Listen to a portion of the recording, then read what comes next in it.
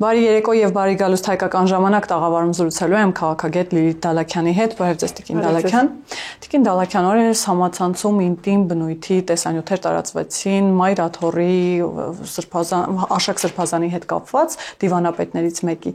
Աշակ Սրբազանը ըստ էության չհերքեց, ասաց, որ դա հեյհուրանք է եւ ինքը չի պատրաստվում դա մեկնաբանել։ Ըստ էության խոսեց այն մասին, որ այո, խախտվել է իր իրավունքները եւ իր տանը գաղտնի նկարահանումներ են իրականացրել, հիմա էլ այդ տեսանյութերը հայտնվում են համացանցում։ Եթե այո, այդ օրենքի խախտումը մի կողմ թողնենք, ամեն դեպքում նաև տեսանյութի բովանդակությունները ինչի մասին են եւ առավել եւս որ Աշակ Սրբազանը դրանք չի հերքում։ Դե երկու կոմպոնենտով պիտի նայել իրավական եւ բարոյական։ Իրավական առումով միանշանակ չի կարելի մարդու անձնական կյանքի մեջ այսպես ներխուժել առանց դատարանի որոշման նկարահանող ինչ որ սարքեր տեղադրել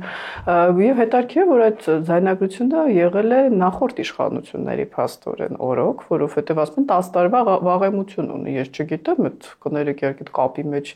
այդպես խորացած չեմ երբ է տեղի ունեցել, բայց ըստ մամուլի դա 10 տարվա վաղեմություն ունի։ Բայց ինչու է հիմա հրապարակվում եւ դա կապվում գործող իշխանության հետ նաեւ։ Հարցերից մեկը այն է, որ դա տեղ ասեմ ձեռնտու է իշխանությունը, որ հիմա հրապարակվի, բայց չես էլ կարող ասել իրենք են հրապարակել։ Ընդհանուր, քանի որ այսպես սպեկուլյացիաների դաշտ չմտնենք, իրավական առումով սա սխալ է, բայց միևնույն ժամանակ այդ անձնավորությունը նաեւ պիտի խոսի, թե որ ժամանակաշրջանում է կատարվել անօրինական տեսանկարահանումը։ Սա մեկ։ Երկրորդը բարոյական առումով կան գրված եւ չգրված օրենքներ։ Իհարկե, չնայած պետք է ասենք, որ եկեղեցական օրենքին խախտել է այդ օրենքները, այսինքն նույնը ինչպես աշխարհի կյանքում Նիկոլ Փաշինյանը կամ ցանկացած այլ ղեկավար խախտի սահմանադրությունը եւ ասի նորմալ է, այդ իմ խնդիրն է։ Այսինքն սա մեկ եկեղեցական օրենքները, երկրորդը բարոյական։ Գիտեք, օրինակ Ամերիկայի Միացյալ Նահանգների սանրության մեջ գրված չի, որ նախագահան իրավունք չունի կներեք սիրուհի ունենալ, բայց մենք հիշում ենք, որ այդ պատմությունը ըստ էության պաշտոնաթողության առարկա էր դառնում Բիլ Քլինտոնի ժամանակ, վերջերս առաջի պաշտոնավարման ժամանակ Դոնալդ Տրամփի սիրային կապը այսպես դեպ շատ մեղմ համատած այսպես հոլովակի, նա ներողություն խնդրեց իր կնոջից, այսինքն կա բարոյական ասպեկտը եւ հատկապես արևմտյան երկրներում, իհարկե դա Ռուսաստանին չի վերաբերում, դա լուրջ ուրեմն քաղաքական հետևանքներ կարող է ունենալ, հատկապես եթե եկեղեցու սպասավոր է Նրանք առավել մեծ բեռ ունեն ժողովրդի հասարակության առջև, որովհետև նրանք հանդիսանում են էտալոն, մարդիկ ներողություն են հայցում նրանցից, ըստ քրիստոնեության նրանք են կապը պահում, այսպես ասած, ապահովում եկեղեցու Աստծո եւ ժողովրդի միջև, այսինքն այս մարդիկ չեն կարող ասել, գիտեք, մենք գայիս ենք աշխատանքի, այդպես 9-ից 6-ը, դրանից հետո ինչ ենք անում, բարոյական ենք թե ոչ, դա ձեր խնդիրը չի։ Այսինքն իրավական առումով սխալ եմ համարում, բայց բարոյական տեսանկյունից չի կարելի աչք փակել եւ հերքումը պիտի լինի զրպարտության համար օրինակ դիմել դատարան, ոչ թե ուղղակի ասեն, սա ճնշում է եկեղեցու հանդեպ, սա սխալ եմ համարում։ Իդեպ նաև Կիրակի օրը պատարագ տեղի ունեցավ Տիկին Դալաքյան, որը մատուցում էր Տերարամը Հովանավանքում։ Տերարամը օրերս կարգալույծ արվեց եւ նաև որոշ հոգեվորականներ հայտարարում էին, որ այդ պատարագը մեծ հարված է հասցնում Մայր Աթոռի հեղինակությանը, դա կեղծ պատարագ է, որովհետեւ կարգալույծ եղած քահանան է մատուցում եւ վարչապետն էլ հայտարարեց Կիրակի օրը ինքն էլ էր մասնակցում իդեպ այդ պատարագին եւ հայտարարեց, որ սա առաջին գործնական քայլն է լինելու սրբության սրբոց Մայր Աթոռը ազատագրելու ճանապարհին։ Դուք ինչպես եք վերաբերվում այդ օրակարգին առհասարակ եւ հավատում եք, որ օրինակ հնարավոր է նման եղանակով նաեւ ազատել Մայր Աթոռը։ Նախ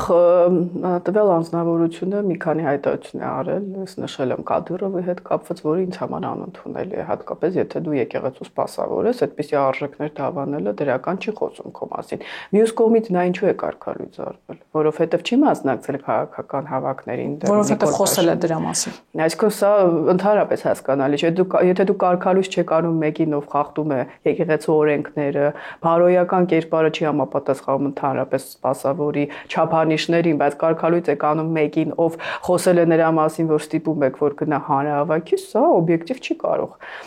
դիտվել։ Ինչ վերաբերում է սա ճանապարհ է բացելու, գիտեք, մենք դրա մասին դες շատ ենք խոսել, սա շատ բարդ խնդիր է։ Եկեղեցու ամբողջ վերնախավը թաթախված է այսպիսի պատմությունների մեջ, երբ ասում էինք, որ Գարեգին II-ի նրա եղբոր հանդեպ ճնշումներ կան Կրեմլից, այսինքն իրենք Պուտինի հանդեպ սիրուց չի, որ պաշտպանում են Ռուսաստանին, այսինքն այս տեսահոլովակները ձեզ Ռուսաստանը չունի։ Այսինքն նման տեսահոլովակներ կարող են լինել նաև կաթողիկոսի եւ նրա եղբոր հետ կապված։ Դե իշխանությունները անդադ հայտարարում են, որ սա վերջը չի, կամ իշխանությանը մոտ կանգնած մարդիկ ասում են, որ կան այլ փաստեր, մանկապղծության հիշում եք Աննա Հակոբյանը խոսեց դրա մասին, այսինքն ես չեմ զարմանա, որ շուտով այդպիսի տեսահոլովակ էլ հայտնվի։ Եվ եթե այդպիսի փաստեր կան, եկեղեցու սպասավորներն էլ ձեր տաղավարում հայտարարեցին Գարեգին II-ի մասին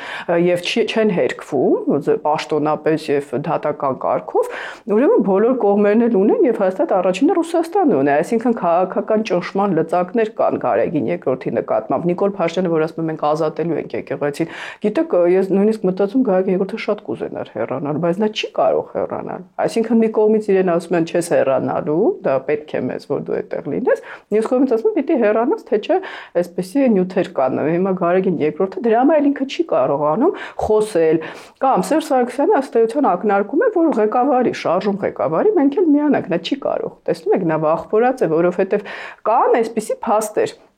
Բացի այդ ով է լինելու հաջորդ ղեկավարը։ Մենք գիտենք, այդտեղ ընտրություն պիտի լինի։ Ողջ այսպես վերնախավը պաշտպանում է նույն արժեքները, ճակերտավոր Գարեգին II-ին։ Նիկոլ Փաշինյանը մեկ սպասավորով չի կարող լուրջ փոփոխություն իրականացնել։ Ես չգիտեմ, սա շատ վատ հետևանքներ է ունենալու եւ մի կոչ կանեմ, այլևս եթե իշխանություններից է սա ուղղորդվում, այդպիսի հրապարակումներ չանել, որովհետեւ սա իհարկե շատ ամոթ է, սա այս մարդկանց մասին շատ վատ է խոսում, բայց ընդհանուր եկեղեցու հանդեպ վերաբերմունքը բացասական է դառնում։ Գումարած տարբեր երկրներ դրանից իհարկե հրճվում են եւ սա մեր իմիջի համար լավ չէ։ Այսինքն Նիկոլ Փաշինյանը, եթե ունի այդպիսի լծակներ, որպեսզի այլևս այսպիսի տեսանյութեր չհրապարակվեն, բայց եթե օրենք է խախտվել, կներեք մանկապղծության վերաբերյալ, միանշանակ պիտի ենթարկվի պատասխանատվության։ Կարծում եմ նա այսօր ունի լուրջ խնդիր ապահովագրել հայ ժողովրդին այն մեծ հիասթափությունից, որ կարող են այս մարդիկ իրենց գործողություններով եւ տեսահոլովակներով առաջացնել։ Տիկին Դալաքյան, օրերս վարչապետը նաև ազգային ժողովում հայտարարեց, որ կաթողիկոսի եղբայրը KGB-ի ագենտ է։ Ինչ է կարծում, այդ հայտարարությունը պարզապես հայտարարություն է, թե այստեղ էլ կան հիմքեր կամ փաստեր եւ վարչապետը իր ձեռքի տակ առնվազն ունի այդ փաստերը։ Գիտեք, KGB-ի ագենտը թղթով չի անպայման։ Հիշում եմ, կարծեմ ԱԱԾ-ն այդպիսի հայտարարություն էր տարածել մոտ 2 տարի առաջ, որ ստուգվել է եւ պարզվել է, որ ագենտ չի, Բաղրատ Գալստանյանի մասին կարծեմ, այդպես թղթով գրպանում դրված չի ագենտ եմ, թե ոչ։ Գործողություններից ես հասկանում եւ գործողությունները բազմաթիվ են կամ եթե հրապարակվում են տվյալներ, որ հանդիպում են Ռուսաստանի, այսպես դեսպանի հետ, դրանից հետո գնում են Բելարուս, քննադատում են իշխանություններին արևմուտքին, բայց Ռուսաստանին ոչ, այսինքն այսպես ոչ ուղակի ապացույցներ է արդեն սկսում ունենալ քո մտքում գոնե, որ եկեղեցին Ռուսաստանի հանդեպ մեղմ ասած անտարբեր չի։ Գումարած Մարիա Զախարովան պաշտպանում է, աջակցում է այս շրջանակներին, բայց օրինակ նախկինում ընդդիմությանը չէին աջակցում, չէ՞։ Այսինքն սա ժողովրդավարության մասին չի խոսում, սա խոսում է կոնկրետ ինչ որ մի հատվածի ժամանակաշրջան ինչ որ պաշտպանության մասին, մի խմբի, որոնք Ռուսաստանի հանդեպ ունեն դրական վերաբերմունք։ Այսինքն կասկածներ կան, ոչ թե ապացույցներ։ Եթե ապացույց կա, դա իշխանությունների ձեռքում կարող է միայն լինել։ Բայց որ Նիկոլ Փաշինյանը այդպիսի հայտարարություն է անում, սա KGB-ն ունի երկիր պատկանելիություն, դա Ռուսաստանն է, նա որ հանդիպում է Վլադիմիր Պուտինի հետ, այդ հարցերը բարձրացնում են, թե ասում են մեր միջև խնդիրներ չկան, չէ՞, բայց Վլադիմիր Պուտինի հետ կարելի է դա քննարկել, կարելի է ասել, որ ես այսպիսի տեղեկություններ ունեմ, որ վատ իրավիճակի մեջ դնել, Մայա Սանդոն ինչպես էր հայտարարում, կամ Ղազախստանի ղեկավարն ասում էր, որ ռոպագանդիստներն ասում են Ղազախստանը անկախ երկիր չէ, այդ հարցերը պիտի Ռուսաստանի առջև բարձրացնեն։ Միգուցե բարձրացվում է, եթե արդեն ազգային ժողովի ամբիոնից է խոսվում այդ մասին։ Գիտեք, ազգային ժողովի նույնովե ամբիոնից 7 տարի է ասում են, որ Ռուսաստանը աջակցել է Ադրբեջանին, Ռուսաստանը մեզ չի օգնել, 5-րդ Շարասյանն այսպես իրենց բարև Ռուսաստանն է աջակցում, բայց երբևիցե խոսակցություն չի եղել Ռուսաստանի հետ։ Կարծում եմ, եթե մենք իրոք ուզում ենք, որ այս հարցերը լուծվեն, մենք պիտի հիմնական երկրի հետ այդ հարցերը քննարկենք։ Իհարկե շատ զգույշ, որը մեկը չի ասում գնանք ասենք, այ այս դու ես անում, վերջել այստեղ չերևաս, բայց պիտի գա ժամանակը եւ այդ հարցերը բարձրացվի։ Նաեւ Ռուսիո պատրիարքի Կիրիլի խորհրդականն էր անդրադարձել տեղի ունեցողին եւ Տիկին Դալաքյան ասվում է, որ հաղորդագրության մեջ վարչապետը անցել է իր սահմանադրական, այսպես ասած, բոլոր լիազորությունները եւ հարձակվել է ամենայն հայոց եկեղեցու վրա, դա անթույլատրելի է եւ Ռուսաստանից հորդորում են, որ այս արշավը եկեղեցու դեմ իրենց բարերով ասած դադարեցվի իշխանության կողմից։ Նախ այս հայտարարությունները, որ Ռուսաստանից են գալիս եւ կամ Ռուսաստանի վերնախավից իշխող ամենատարբեր դերակատարներից ավելի շատ օգնում են եկեղեցուն թե խանգարում եւ ինչի մասին են խոսում։ Այսինքն մենք բարբերաբար ենք լսում նույն Մարիա Զախարովայի շուրթերով, հիմա Ռուսիո պատրիարքի խորհրդականի շուրթերով, սրանք ինչի մասին են եւ արդյոք օգնելու միտում ունեն եւ եթե անգամ օգնելու միտում ունեն, օգնում են թե խանգարում են այստեղ։ Տեսեք, լավ առիթ է նախորդ իմ միտքը, որ այսի Հայաստանը պետք է այդ հարցը բարձրացնի։ Այսինքն թե Ռուսաստանից արդեն ճնշում կա խոսքի մակարդակով Հայաստանի վրա, Հայաստանի իշխանությունները եթե այդպիսի մեղադրանք են առաջադրում, պիտի կենտրոնին առաջադրեն այդ մեղադրանքը, իհարկե շատ զգուշորեն, դիվանագիտորեն։ Հարցը հարցին։ Օրինակ, մենք այսպիսի տեղեկություն ունենք, այս մարդիկ ցանկանում են երկրում հեղաշրջում իրականացնել։ Այդպես է Վլադիմիր Վլադիմիրովիչ, մոտավոր եմ ասում, որ Ռուսաստանը իմանա, որ դիմացը պատասխան կա, ոչ թե ուղղակի գալիս են ազգային ժողովում 7 տարի ասում են, որ Պուտինը շատ վատ դաշնակից է։ Պետք է լինեն քայլեր։ Երկրորդ ինչ վերաբերում է աջակցությանը, շատ հետաքրքիր իրավիճակ է, այս ռուս ուղղափառ եկեղեցին, այստեղ ընդդիմադիրները ավանդական արժեքներն են, չէ՞, պաշտպանում, ասում են Եվրոպայում ներողություն գեյ պարադը, եկեղեցին պղծված է, Հռոմի հիշում եք հայտնի դեպքերը Վատիկանում, բայց դուք տեսակետ չունեք այս մասին Տիկին Զախարովա։ Հարցը եկեղեցին չի կան, այսպիսի փաստ է։ Դուք ինչպես եք դրան վերաբերում։ Իսկ պատկերացնում եմ Վատիկանում այդպիսի մի բան լիներ, Ռուսաստանը ինչպես կարձագանք էր, կասերը պղծված է օրինակ։ Այսինքն օբյեկտիվություն չկա եւ սա թույլ է տալիս մտածել, որ դուք ասում եք ինչի համար է, ինչին է ուղղված, այն որ այո, այս շրջանակներն հստակ կապեր ունեն ամուր Ռուսաստանի հետ։ Սա իրենց օգնում է թե ոչ, մեծամասամբ հայ ժողովուրդը բացասական է տրամադրված Ռուսաստանի հետ, իդեպ այս քայլերից ելնելով, քանի որ ընտրվել է իշխանություն, իր թերություններով հանդերձ, բայց Ռուսաստանը պարբերաբար փորձում է այստեղ սնել էմսի շրջանակներին, որոնք բռնի ուժով, այսպես հեղափոխության կոչեր են հնչեցնում, եւ Ռուսաստանի դիրքորոշումը այստեղ չի ընկալվում, հայ ժողովուրդն է փոխում իր վարչապետին։ Փաշինյանին չի ուզենա տեսնել, ուրիշին կտեսնի, պետք չի դրսից անընդհատ մարդկանց ուղարկել եւ ասել, էս էլ ձեր ընդդիմությունն է, էս էլ ձեր հաջորդ վարչապետը։ Դա բացասական իմիջ է ստեղծում Դերմիկոմ Արցախյան պատերազմը եւ Ադրբեջանի հարձակումը Հայաստանի վրա Ռուսաստանի հանդեպ եւ արդյոք դա պաշտպանում է եկեղեցուն։ Հիմա ժամանակները փոխվել են, հիմա այն ժամանակները չէր, երբ Ռուսաստանի եւ Վլադիմիր Պուտինի խոսքը այստեղ 100%-ով ընկալվում էր։ Իդեպ մեծի տան Կիլիկիո կաթողիկոսն է այսպես պարբերաբար շատ ակտիվ հայտարարություններ անում այն իմաստով, որ Հայաստանում իրավիճակը կամ պետությունը հիմա այսպես կազմաքանդ վիճակում է, վերջին հայտարարություններից մեկում հորդորում էր իշխանությունը զիջել ավելի երիտասարդների ըստեյության միանալով այն բանակին, որոնք պահանջում են Նիկոլ Փաշինյանի հրաժարականը եւ այսպես շարունակ այդ իր գրառմամբ նաեւ կիսվել էր Նարեկ Կարապետյանը մեր ձևով շարժման։ Այսինքն ինչ կարող ենք այստեղից ենթադրել։ Նաեւ Արամ Առաջինը հորդորել էր չտրվել այդ սադրանքներին նկատի ունենալով Կիրակնորիա պատարագը եւ ասում էր, որ միասնաբար պիտի բոլոր նման, այսպես ասած, գործողություններին ասենք ոչ։ Հիմա այս հայտարարությունները նաեւ ինչի մասին են խոսում։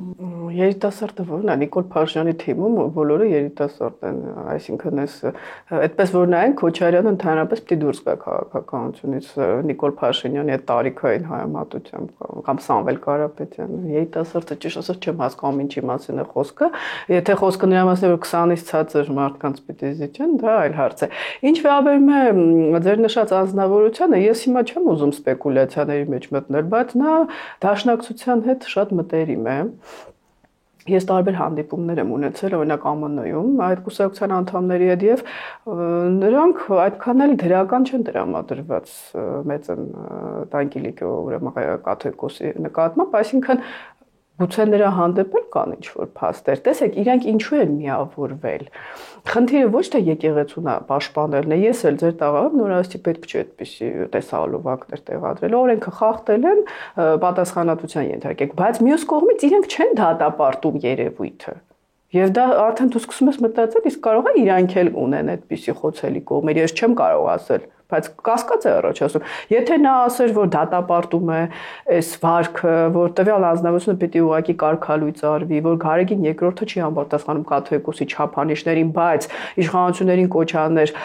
ավելի զիջող լինել եւ չպարակտել օրինակ հասարակությանը սևի սպիտակի, դա նորմալ է, ես էլ եմ ասում, բայց եթե էլի ընդհանուր sense օթից հայտարարություն է կոչ եմ անում չհալածել եկեղեցուն եւ հեռանալ, սա ցույց է տալիս, որ իսկ դաշնակցությունը մենք գիտենք որտեղ է ստեղծվել եւ որտեղից է միշտ ֆինանսավորվել, ուրեմն կարող է թելերը էլի տանում է Ռուսաստան, չգիտեմ։ Եվ վերջին շրջանում Տիկին Դալաքյան շատ է խոսվում, որ կարող են քրեական վարույթներ նախաձեռնվել, որոնցում ներգրաված կլինի անձամբ Գարեգին Բ-ն, որոշ հոգևորականներ անգամ հայտարարում են, որ եթե անգամ կաթողիկոսին ձերբակալեն, նա իր լիազորությունները կիրականացնի բանտից, այսպես ասած կալանավայրից, նման հայտարարություններ են անում, որ կալանավայրը կվերածեն կաթողիկոսարանի, նախ ընդհանուր առմամբ դուք հիմքեր տեսնում եք կամ այդ հիմքերը կան, որ Գարեգին Բ-ն կարող է անցնել որոշ վարույթներով եւ նաեւ այդ հայտարարությունները, որ կալանավայրից կարող է կաթողիկոսություն անել եւ այսպես ասած իր գործառույթները այնտեղից իրականացնել, դա հնարավոր համարում եք։ Իմ տեսակետը այն է, որ ցանկացած անձ լինի կաթողիկոս թե Հայաստանի վարչապետ, եթե խախտել է օրենք եւ դա ապացուցվում է դատարանում, իդեպ հիմա դատաների անկախության մասին տարբեր տեսակետներ ունեն, ես ասում եմ, որ անկախ չեն։ Եվ օրինակ նախկին իշխանությունների հանդեպ այս գործերը ապացուցում են, որ իրենք անկախ չեն։ Այսինքն դեռևս կախվածություն ունեն նախկին իշխանությունը։ Ոչ թե նախկին իշխանությունները։ Ես տեսակետ եմ արտահայտել, որ այս դատավարությունները ուղղակի ժողովրդի աչքին թոս փչելու նպատակ ունեն եւ չեմ վստահում իշխանությունների ցանկությանը հաստատել արդարադատություն նախկին իշխանությունների հանդեպ։ Դա մենք դες հետ խոսել ենք։ Եվ բայց ընդդիմադիրները այն ժամանակ երբ իրենց օգտին վճռը ասում են անկախ են դատարանները, երբ իրենց դեմը ասում են անկախ չեն։ Այսինքն նույնիսկ այս դատական համակարգի պայմաններում հրապարակային դատավարության ժամանակ թող դատարանը ոչ ճիշտ որոշում կայացնի, մարդիկ տեսնելու են ապացույցներ կան, որ Գարեգին երկրորդը հանցագործություն է իրականացրել, թե ոչ։ Խոսում էին իշխանությունները, դուք ասում եք հնարավորություն կա, որ փաստեր ունեն, որ նա անօրինական ձեռնարկատիրական գործունեությամբ է զբաղվում, չգիտեմ, հարկեր չի վճարում, ներառված է ինչ-որ մութ պատմությունների մեջ, նույնիսկ սպանություն կոծկելու Ուկրաինայում այդ փաստերը բոլորը տեսել են։ Հիմա այդ լուրերը, եթե կան փաստեր, Գարեգին երկրորդը կապ չունի կաթողիկոսը, թե վարչապետ, նա պիտի կանգնի օրենքի առաջ, եթե չկան, նա կարող է զրպարտության համար դիմել դատարան եւ դատի տալ Նիկոլ Փաշինյանին։ Եվ ինչ վերաբերում է նա իր լիազորությունները կկատարի թե ոչ, իհարկե կարող է կատարել, ցանկացած տեղից էլ կարող է։ Ուղղակի այս անձանց խնդիրը այն է, որ Գարեգին երկրորդը չի ցանկանում Հայաստանում քաղաքական որևէ գործողություն իրականացնել եւ ղեկավարել, քանի որ ինքը գիտի, որ նա ամենախոցելին է երևի եկեղեցու։ Դրա համար Սերժ Սարգսյանը ինչ կոչեր է հնչեցնում, Բաղդադ Գալստանյանն ինչ կոչ է հնչեցնում, Գարեգին երկրորդը իր դեմքով մշտապես զերծ է մնում քաղաքական ուրեմն ինչ որ գործողություն ղեկավարել։ Ինչ է քան վախենում, միգուցե այդ տեսանյութերը, որոնց միանշանակ, այսինքն եթե դու կոծկում ես ինչ որ հանցագործություն եկեղեցու, մանկապղծություն կամ բարոյական հանցագործություն, այսպես անվանեմ, սա իրավական տերմին չի, կամ եկեղեցու օրենքի խախտումը կոծկում ես, ուրեմն դու էլ կարող ես, չէ՞, դրա մեջ ներառված լինել։ Ես սա չեմ կարող պնդել, որովհետև փաստեր դեռ չկան, բայց եթե իշխանությունները այսպես վստահորեն ասում են, որ մենք կներկայացնենք փաստեր, թող ներկայացնեն։ Համենայն դեպս այն, որ Գարեգին երկրորդը երբևիցե տեսակետ չի արտահայտել ոչ մի իշխանության օրոք, սա կասկած է հարուցում, որ նա օբյեկտիվ անձնավորություն չի։ Իսկ թե ինչու, դա էլ կրկնում եմ, ձեր տաղավարում խոսեց մի հոգևորական, որը այնպիսի մեղադրանքներ իրեն առաջադրեց, որ դրանից հետո նույն օրը Գարեգին երկրորդը պետք է նրան դատի տար։ Կամ ասել, որ դա սուտ է, եթե լռություն է, մեզ մոտ ամեն ինչ էլ, այս պատկերացնում իմ հանդեպ էսի մեղադրանքեր հնչեցնեին, կամ սովորական չէ քաղաքական գործ չի, ուր մնաց կաթողիկոսի, բայց լռություն է։ Տիկին Դալաքյան, բայց սա էլ տարօրինակ չէ, որ մի կողմից ասենք իրենք չեն հերքում, նույն Աշակ Սրբազանն էլ չհերքեց, բայց մյուս կողմից ասում են, որ զրպարտում են, սա հարձակում է մայրաթոռի վրա, սրբությունների վրա, այսինքն չեն հերքում, ձեր ասածի պես չեն գնում դատական ճանապարհով եւ այդ իրավական ճանապարհով, միաժամանակ ասում են սա հարձակում է եկեղեցու վրա, դուք սրբությունների վրա եք հարձակվել։ Բա հենց դա օբյեկտիվ չի։ Մենք ինչու չենք կարողանում այստեղ, ես էլ հավատացյալ եմ, պաշտպանել լիովին եկեղեցու ինստիտուտը, նույնիսկ արդեն չես էլ կարողանում տարանջատել, որովհետև մի հոգի չի։ Ինչու չենք կարողանում, որովհետև փաստեր չեն ներկայացնում, հստակ մեղադրանք են, ինչ մեղադրանք։ Դա կոռուպցիայից էլ արդեն անցել է։ Բարոյական նորմերի խախտում է։ Այսինքն եթե քաղաքական գործիչ լինեին, հələ դեռ ոչինչ եմ որ ասում, կենցաղային ինչ որ դեպքեր են լինում, ասում ես իհարկե ճիշտ չի, բայց հոգևորականի կաթողիկոսի համար եւ եկեք նորից էլի ես կրկնեմ դա, չնայած շատ եմ կրկնել, ընդդիմադիր մամուլում էլ ժամանակի Գարեգին երկրորդի մասին այնպիսի բաներ էին գրում, որ երևի Փաշինյանը այսօր չի էլ ասում այդքանը։ Բա դուք բան չունեք ասելու։ Հերքումը դեռ քիչ է հերքում պահանջել, այսինքն, բայց այն օր լսում էի հոգևորականից մեկ ասում եք իրավունք չունենք արտիք արտահայտել։ Միշտ ասում եմ իրավունք ունեք, բայց միշտ իրավունք ունեք արտահայտել, ոչ թե միայն հիմա։ Իրավունք ունեք արտահայտել ոչ միայն Արևմուտքի հասցեին, այլև Ռուսաստանի, իրավունք ունեք արտահայտել ոչ միայն Փաշինյանի հասցեին, այլև Քոչարյանի, բայց եթե հասցեն մեկն է, դա ցույց է տալիս, որ դուք ոչ թե ուղղակի իրավունք ունեք, ուզում եք ձեր իրավունքը ուրեմն իրացնել, այլ հստակ ուղղորդում կա այստեղ։ Կամ կներեք մի նախադասություն տեսա այն օրը Արցախի եկեղեցիները հանձնելա չխոսենք, Արցախի եկեղեցիների մասին Ռուսաստանում իրենց այսպես Կովկասի, այսպես անունը ճիշտ չեմ ասի, առաջնորդ թեմի այսպես եկեղեցու ուղղափառ ղեկավարը ասաց, որ դա Արցախի եկեղեցիներ չեն, հայկական չեն, դա ալբանական են։ Դուք բան չունեիք այդ ժամանակ ասելու Կիրիլի ներկայացուցչին հարավային Կովկասում, այսպես ասեմ։ Ես ճիշտ եմ հասկանում Տիկին Դալաքյան մեր խոսակցությունից, որ եթե ամեն դեպքում իրավապահ համակարգի հիմքեր ունենա, կարող է գնալ նաև կաթողիկոսի ետևից։ Ոչ թե կարող է, այլ պիտի գնա։ Վերջապես այս երկրում դա չպիտի լինի ընտրությունների պատրաստվելու թեմա, չպիտի լինի քաղաքական շարժումների թեմա, որ մենք կարողանանք ասել, որ իրավական համակարգը գործում է անկախ ցանկացած իշխանությունից։ Իշխանությունը փոխվում է, գալիս է, կապ չունի, բայց այսօր մենք չունենք այդ համակարգը եւ դրա համար ցանկացած դեպքում պիտի օրենքը հաստատվի, ոչ միայն այն դեպքում, երբ ընտրությունն է գալիս, կամ երբ խոսքը ընդդիմության մասին։ Տեսեք, հիմա նաեւ ընդդիմադիր շրջանակները շատ են խոսում բռնաճնշումների մասին, Տիկին Դալաքյան, վստահ եմ դուք էլ լսած կլինեք, որ վերջին օրերին հատկապես ասում են բոլոր ընդդիմադիր համայնքապետներին չեզոքացնում է վարչապետը, նկատի ունենալով նաև Գյումրու համայնքապետին Աջապահյանին եւ Գալստանյանին քաղբանտարկյալ են համարում, ասում են, որ օրինակ Աջապահյանը անմեղ հայտարարության համար հայտնվել է կալանավայրում, 2 տարի ազատազրկման է դատապարտվել եւ այսպես շարունակ։ Հիմա ամեն դեպքում դրանք վտանգավոր հայտարարություններ էին կամ Գալստանյանի գործողությունները, որոնք պլանավորվում էին, վտանգավոր գործողություններ էին, թե սրանք քաղաքական հալածանքներ են եւ ինչպես դուք ասացիք, ինչ որ իմաստով նախընտրական տրամաբանության մեջ են։ Խնդիրը այդ հայտարարությունների անողների մեջ է։ Եթե այդպիսի հայտարարություններ անեն մարդիկ, որոնք օբյեկտիվ են, որոնք երբևիցե օրենք չեն խախտել, մենք ասենք, որ դա ճիշտ է, բայց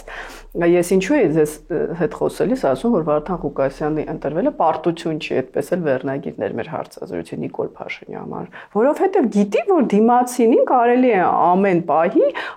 տանել, ասենք, հարցաքննության, գործառույթ, ես չգիտեմ իր հանդեպ ինչ հետո մեղադրանքներ կլինեն, խոսքը հիմա ընդդիմության մասին է։ Այսինքն, եթե դուք այդպիսի անձի եք պաշտպանում, որը գոնե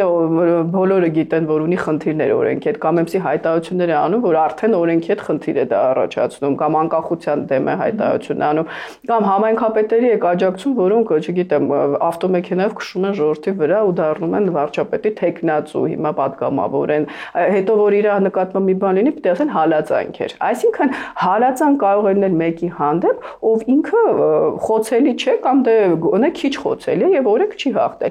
խախտել։ Այո, Նիկոլ Փաշինյանը օրենքը պիտի հաստատի մշտապես, բայց քաղաքական տեսանկյունից, եթե կա կոմպրոմատ, Հայաստան կոմպրոմատները աշխատում են։ Իրեն ձեռնտու ժամանակ նա կարող է այդ կոմպրոմատը օգտագործել, ինչի ես քննադատում եմ, որտեղ էլի մենք ընտրությունների գնում ենք այս ծև սպիտակով։ Բայց դուք ինքներդ, քանի որ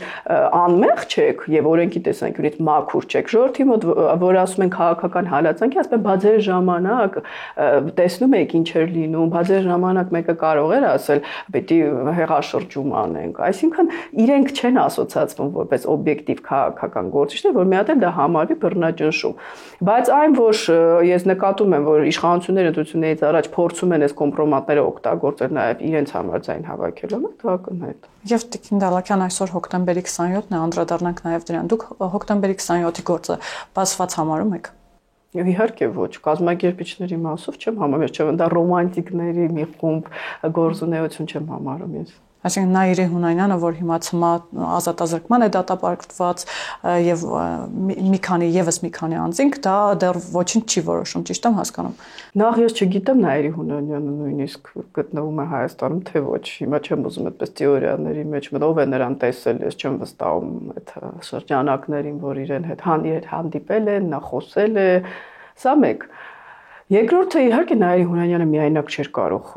մուտք գործել ազգային ժողով, այդպիսի բան պլանավորել, դա ակնհայտ է, այդպես ռոմանտիկներ հիմա չեն կարող մտնել ազգային ժողով, այսինքն կան կազմակերպիչներ։ Իդեպ Գագիկ Ջանգիրյանը կարծեմ այսօր նշեց, որ հիմա էլ խանգարողներ չկան եւ կարող է բացահայտվել հոկտեմբեր 20-ը։ Գագիկ Ջանգիրյանը մշտապես նշել է ըստ էության, որ ինքը ինչ-որ տեսաերիզներ ունի հոկտեմբեր 20-ի վերաբերյալ փաստեր ունի, հուսով եմ նա վերջապես դա կներկայացնի։ Ոչինչ լավ, որ իր օրոք չի բացահայտվել, բայց այո, պիտի բացահայտվի, բայց չի բացահայտվի, քանի դեռ Ռուսաստանում իշխանությունը Վլադիմիր Պուտինն է, որովհետեւ իմ վստահությամբ եւ օրինակ Ռուսաստանի հետախուզության աշխատակից Լիտվինենկոյի հայտարարություններով մահվանից առաջ դա հստակ արտաքին հետք ուներ։ Եվ այդ արտաքին հետքը տանում է Ռուսաստան, որովհետև շատ հաճախ փորձում են նաև Ամերիկային դրա մեջ մեղադրել։ Հիմա մի քանի փաստով փորձենք հերքել։ Եթե Ամերիկան այդպիսի բան աներ Հայաստան, Ռուսաստանը վաղուց դա բացահայտած կլիներ եւ կասեր տեսնում եք Ամերիկան ձեզ մոտ ինչեր է արել։ Երկրորդը Վազգեն Սարգսյանը այցելել էր Միացյալ Նահանգներ, նրա առջև դրել էին ցուցակ կոռուպցիոներների եւ դրանից հետո տեղի ունեցավ հոկտեմբերի 27-ը։ Հաջորդը մենք պետք է տեսնենք, թե 27-ից հետո Հայաստանում ով ամրապնդեց իր իշխանությունը եւ ինչպիսի աշխարհակական կողմնորոշում ունեցավ Հայաստանը։ Գոնե այս փաստերը ցույց են տալիս, որ հիշում եք Մեղրիի մասին էլ Վազգեն Սարգսյանի հայտարարությունը, բացի այդ վերջերս հրապարակվեցին տեղեկություններ, որ Վազգեն Սարգսյանը տեղյակ չի եղել Քոչարյանի բանակցությունների մասին, հիշում եք Մեղրիի վերաբերյալ եւ շատ անդրամադիր է եղել դա Wikileaks-ի վերջին հրապարակումներն են, այսինքն մեծ կասկածներ կան, թե դա որտեղից է եղել եւ կրկնում եմ, միայն այն, որ Ռուսաստանը մինչ այսօր չի օգնել Հայաստանին բացահայտել այդ արտաքին հետքը իբրև թե որը ԱՄՆ է տանում, ցույց է տալիս, որ Ռուսաստանի ձեռնտու չի այդ բացահայտել։ Իսկ այդ ներկայացվող ցուցակում ինչ է կարծում, կարող է լինել նաեւ Ռոբերտ Քոչարյանի անունը։ Միանշանակ դրա մասին նա խոսել են, որ եղել է այդ ան, երկրորդը կոռուպցիոներները բա ովքեր էին։ Եթե մենք այսօր խոսում ենք, որ դրանից հետո Գույք Պարտքի դիմաց է տեղի ունեցել, մարդիկ սիստեմայում անդամ են դարձել, 20 տարեկանում միլիոնատեր են դարձել, բայց կոռուպցիոները, չգիտեմ ով էր այնտեղ, հո ԵԿՄ-ն հասարակ անդամները չէին, որոնք պատերազմել էին, բայց հետո քաղցած էին մնացել։ Դա միանշանակ է։ Եվ դրանից հետո չբացահայտվեցին այդ կոռուպցիոներները, այ որ բացահայտվին կմտածենք, որ իրենք չեն եղել։ Եվ ես ճիշտ հասկացա, որ դուք անգամ կասկածներ ունեք, որ Նաիրի Հունանյանը կարող է Հայաստանում չգտնվել։ Ես լսել եմ ճիշտն ասած այդպիսի խոսակցություններ, սպեկուլյացիաներ չեմ սիրում, բայց համենայնպես այն, որ իր հետ հարցազրույցը հրապարակվել է, բայց ինքը այդտեղ չի երևում, համենայնպես եւ ինչու պիտի նա այսքան ժամանակ լռեր, ես դա եմ մտածում։ Այսինքն եթե ինքը չի եղել հեղինակը, ինչու է նա իր կյանքը նվիրել ցմա, որպեսզի մաքրի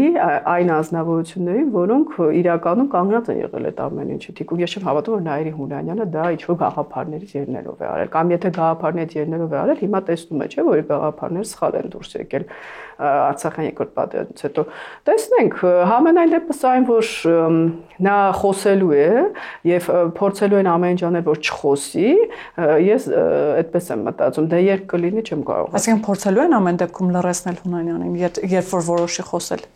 Երբ որ որոշի խոսել, այո, փորձելու են եւ ոչ Հայաստանից, որովհետեւ երբ նա խոսի, դա միայն Հայաստանի մասին չի լինելու։ Ես դրա համար եմ թերահավատ, ըստ էության վստահ, որ հոկտեմբեր 27-ը չի բացահայտվի, քանի դեռ Ռուսաստանում իշխանության է այսօրվա ղեկավարը։ Ինչ հետևություններ պիտի անենք Տիկին Դալաքյան, որովհետև հոկտեմբերի 27-ը այսպես մահակի նման կարծես կախված լինի մեր հասարակության վրա եւ նաեւ իշխանության ինչ-որ իմաստով բարբերաբար դրանով եւ վախեցնում են եւ օրինակ մարդիկ կան, որ ասում են դա սրբության սրբոց է եւ դա կարող է պորտկում է, դա կարող է կրկնվել, այսինքն ինչ հետևություններ պիտի անենք նաեւ սոցիալ հոգեբանական մակարդակում այդ վախերը հաղթահարելու համար եւ նաեւ կուզենամ մեկնաբանեք արդյոք պատահական էր, որ հոկտեմբերի 27-ի շատ վկաներ, շատ կասկածելի հանգամանքներում մահացել են։ Նախ պորտկում պետք չի ասել, չի կարելի մարդկանց մահվան վրա ուրախանալ։ Դա մի օր միտեղից դուրս է գալիս, կամ դուրս է գալու։ դա այս շրջանակներին, որոնք դա պորտկում են անվանում։ Ինչ վերաբերում է արդյոք տեսեք, խնդիրը այսպեսին է, հոկտեմբերի 27-ից հետո գլխատվեց Հայաստանը։ Հայաստանի ղեկավարությունը, որը հասկացել էր, որ մեկ կետից կախված չի կարելի լինել, որ Ռուսաստանի նպատակը այստեղ Արցախի անկախությունը չի, որ Ռուսաստանի նպատակը մեր հզորությունը չի, եւ Ռուսաստանը կասեցրեց Հայաստանի շարժումը դեպի ուժեղ բանակ, շարժումը դեպի անկախություն եւ շարժումը, որը կարող էր այսօր բերել Արցախի ինքնորոշման։ Ես վստահ եմ, որ եթե ճիշտ ուղղությամբ տարվեր այդ քաղաքականությունը, ոչ թե մի կետից կախված լինեին, ոչ թե Դոնբասը ճանաչեին, այլ Կոսովոն, դիմեին միջազգային դատարաններ, Արցախը մենք չէին կորցնի։ Արցախի կորստը սկսվել է այն ժամանակվանից, երբ Արցախը դուրս մղվեց բանակցային գործընթացից։ Վազգեն Սարգսյանը իհարկե շատերը քննադատական են նրան վերաբերում, իր որոշ թերություններով հանդերձ, նա հաստատ ոչ Ռոբերտ Քոչարյանն էր, ոչ Սերժ Սարգսյանը, ոչ էլ առավելևս Լևոն Տեր-Պետրոսյանը, որը ընդամենը մի հոդված գրելով հեռացավ, նայել ուզում ապացուցի, որ Ռուսաստանն է մեր դաշնակիցը, այն դեպքում, որ իր հոդվածում նշում էր, որ մենք դաշնակից չունենք։ Այսինքն հիմա, որ Արցախի հարցը էլի այդքան շահարկում են նույն Ռոբերտ Քոչարյանը, Սերժ Սարգսյանը, Լևոն Տեր-Պետրոսյանը եւ բոլորը միասնաբար մեղադրում են այս իշխանություններին, որ եկավ եւ պատերազմ սադրեց, հետո Արցախը հանձնեց, այդքան էլ իրականության մասին չեն, ճիշտ հասկացա Տիկին Դալաքյան։ Այսինքն ես ճիշտ եմ հասկանում, որ Արցախի հանձնումը սկսվել է հենց հոկտեմբերի 27-ից։ Այս իշխանություններին կարելի է մեղադրել օրենք չհաստատելու մեջ, կարելի է մեղադրել նախկինների հետ ձեռք-ձեռքի տված ընտրությունների գնալու մեջ, կոմպրոմատներ հավաքելու մեջ, բայց որ Արցախի հանձնումը տեղի չի ունեցել 2020 թվականին, իմ գիտական հետազոտության առարկան հենց Արցախի ինքնորոշման իրավունքն էր Կոսովոյի նախադեպով եւ Հայաստանի կարելի է դրա մասին հաղորդում նվեր շատ հետաքրքիր, բոլոր քայլերը Արցախի ուղղությամբ, Արցախի հարցի տանում էին նրան, որ այսօրը գալու է։ Իդեպ Սերժ Սարգսյանը հեռանալուց առաջ հասկացնում էր, որ կամ պատերազմ լինելու կամ զիջումների պիտի գնայինք։ Այն, որ Արցախի կարգավիճակը թողելու էին 1 դար հետո որոշվեր, դա չէր ապահովագրում արցախցիներին, այլ 1 դարից կարող է հանեին զտումը իրականացնեին։ Այսինքն որևէ երաշխիք չէր լինելու, որ Արցախը կարող է ինչ-որ մի օր ինքնորոշվել։ Ադրբեջանը անդադ ասում էր ոչ։ Այսինքն Արցախի հարցը օգտագործվել է քաղաքական նպատակներով Հայաստանում իշխանության գալու, իշխանափոխության համար 98 թվականին, ինչու եմ ես Լևոն Տեր-Պետրոսյանին հատկապես առանձնացնում, որտեղ նա ամենագիտակն է այդ հարցում եւ ինքը պիտի կանգնի եւ ասի, թե ինչու համար, եւ ասել է դա տեղի ունեցավ 98 թվականի հեղաշրջումը եւ Ռոբերտ Քոչարյանը եւ Սերժ Սարգսյանը ինչ քաղաքականություն էին վարում Արցախի հարցում, բայց եթե այսօր նա սլակները ուղղում է Նիկոլ Փաշինյանի հանդեպ եւ ասորը ստացվում է, որ Արցախը անկախ էր 20-ին Փաշինյանը եկավ հանձնեց, դա ցույց է տալիս, որ առաջին նախագահ մեղմ ասած օբյեկտիվ չի։ Եվ փորձեմ ամփոփել Տիկին Դալաքյան, այսօր էլ նախընտրական տրամաբանության մեջ շատ է խոսվում Արցախից, օրինակ Սերժ Սարգսյանը հայտարարեց, որ Արցախի էջը իրենց համար փակ չէ, Դաշնակցությունը հայտարարում է նախ իրենց հայտարարությունը նրա մասին էր, որ Արցախի վերադարձ, հետո դա ձևակերպվեց դարձավ արցախցիների վերադարձ եւ այսպես շարունակ Արցախի հացը ամեն դեպքում փորձում են տակ պահել, թեժ պահել, արցախցիներին խոստանալ վերադարձ եւ այսպես շարունակ։ Այս հայտարարությունները ինչի մասին են, սրանք նախընտրական տրամաբանության մեջ են, թե դրանում ինչ որ ճշմարտացիություն կա, հիմա արցախցիների վերադարձ եւ ինչպես դաշնակցություններ օրինակ իր տեքստում գրել Արցախի վերադարձ, adekvat հայտարարություններ են։ Դա Հայաստանից չի այդ հայտարարությունները ուղղորդվում։ Եթե մենք տեսնենք ռուսական ռոպագանդայի ակնառու դեմքերին, Արցախ բառը իրենք դեռ շարունակում են կրկնել եւ պարզ է, որ դա մահակ է լինելու Ալիևի վրա, այնպես չի, որ Ալիևը կարող է այդպես Պուտինի նավից հեշտ դուրս գալ եւ հիմա մենք դա տեսնում ենք եւ Արցախի հարցը գլխավորն է այդտեղ, որովհետեւ միշտ էլ կարելի ասել, որ մենք նոյեմբերի 9-ը կատարելու ենք եւ արցախցիների իրավունքները պաշտպանելու ենք, նրանք մեզ հեսա կդիմեն, կապ չունի Հայաստանը, ինչ կասի, այդտեղ արդեն Հայաստանը դեր չունի։ Ինչ վերաբերում է վերադարձին, այո, պիտի վերադառնան արցախցիները,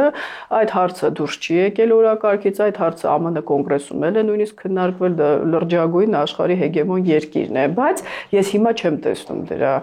երաշխիքները անվտանգային, այո, այս բան կարող ենք ասել, էլի հետ գնացեք, նույնիսկ եթե Ալիևը բացի սահմանը, բայց արդյոք ինչ կլինի նրանց հետ, ես նույնիսկ արցախցիներին ուզում եմ հարցնել, իրենք հավատում են, որ այսօր ինչ որ մի ուժ լինի դա արևմուտքում, թե Ռուսաստանում երկուսն էլ կարող է ապահովել իրենց անվտանգությունը տրամադրությունը Հայաստանի մասին չի խոսքը։ Ինչ վերաբերում է նախընտրական տրամադրություններին, դե տեսեք, կա հատված, որ դեռ Արցախի հարցը իրեն մոտ է համարում եւ այո հավատում է, որ կարող է հետ բերել։ Կան բազմաթիվ արցախցիներ, որոնք այդ հարցը դեռ պահում են տակ իրենց սրտում եւ մենք չենք կարող իրենց մեղադրել, դա իրենց պատմական հայրենիքն է։ Այդ օրը գալու է, դա միջազգային իրավիճակից է պայմանավորված։ Տեսեք, այսօր Պաղեստինի հարցը, որը էլի հարյուրամյակներ